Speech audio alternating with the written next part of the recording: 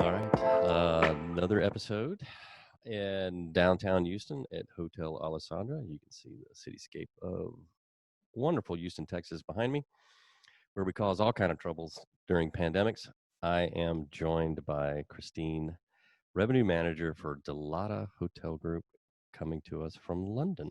Hello. Hi, Jason. So, where were you born? Are you from? I born in Cairo, so I am from Egypt. Yeah. See, another hotelier not living where they grew up. It's great. Like every Yeah, every episode, I've got somebody from a different part of the world that they're working in. So hospitality is really great that way. yeah. Real quick, tell us a little bit about your personal experience past few months. For me, it's a great experience. However, I don't want to have it again, of course. But I had a great time to learn a lot about different stuff in a hotel. I never work in operation. I never work in reception. All my life, I've been graduated and study accounting, finance, and business. So I never been on a reception desk. I never been in anything apart from budget, reservation forecasting, and that's it. So it was the first time to me to be a duty manager, to know more about operation, to know more about F&B. So for me, it was a great time to learn a lot about different parts of the hotel. Yeah, hotels are short staffed, so you're doing it all. Yeah, exactly. So where are your hotels located? Um, Most of our hotels are in Dublin, in Ireland. So Dalata is an Irish group, and they have everywhere in Dublin, Clayton and Modern hotels. We have here around 12 hotels of Dalata Group in London, between London and most of the UK, Manchester Airport, Leeds, Cambridge, and of course London. We got 3 hotels in London. What kind of hotels are they? Some hotels are between corporate and leisure. It's a mix of corporate and leisure. And of course, the airport hotels are more of crew and airport hotels. So it works like any other airport hotel. Right. So you've had closures and reopens between Ireland and England. Um, yeah, between Ireland, yeah, but our hotels in London were open from day one until now. Oh. Touch wood, yeah. So everything were open, and that's why it was really great experience. Yeah. So how is it going now? What's your occupancy look like? Are you, I mean, are people traveling? Are they coming to the hotel?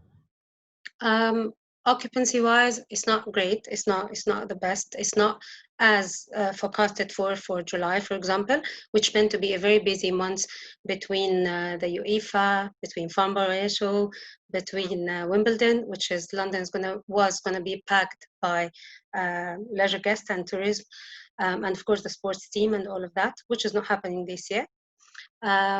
So it was a bit of low and very, very low occupancy. Um, and at the moment still, but we are mainly concentrating on the domestic leisure, which is going to be more of the people that cancel their holidays would like to come to London. Domestic is normally very, very price sensitive. And of course, we are looking also into this, especially we are in a very competitive market. Yeah, I heard now is the time to be in London. There's like the streets are manageable and it's a great It time to be should there. be, yes, yes. That's what All I right, want to everyone, hear. everybody Exactly. go. Yes, come on. So what are your hotels doing to attract those guests? Anything you can share with us? So we start at first by getting ready. Getting ready means getting very fully ready to make sure that our guests will stay safe all the time. Of course, after our employees and our staff. So the staff is 100% safe, and the guests also are 100% safe. From day one we opened, we were serving on breakfast, on full English breakfast. We were serving buffet breakfast, but not as normal buffet. So it is seating, and then the people choose between the menu.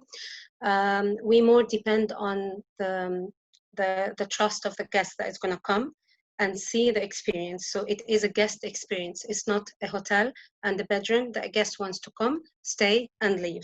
He wants to really have a nice experience between getting served in the restaurant, the room. The rooms are now different. So all the rooms are disinfected, fogged after cleaning, and then sealed. And then after that, the guest is going to be the first one to open his room. So if the room is sealed, this means that nobody else open it, like the bottle of water. If it's not sealed, then you will never drink it. It's the same here. It's completely sealed, completely clean. Nobody else touch anything in the room after we fog it. To be honest, we're having very nice reviews all the time. We're getting guests staying in, checking in, and of course, the people are always positive. Every one of the staff is really positive most of the time, or all the time. They are smiling, very friendly. So it's a personal experience between us and the guest that is coming now. However, these guests are normally, like most of them, first time to visit us, but not the last time. Yeah. Well, that sounds great. That's good to hear.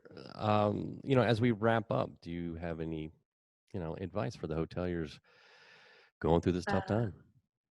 I would say stay positive and stay away from anything that will make you not positive. So stay very close with positive people that will push you up and improve the visibility of your place, improve it as much as they can.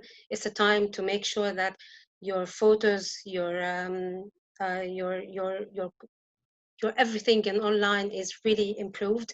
Um, get ready for next year from now.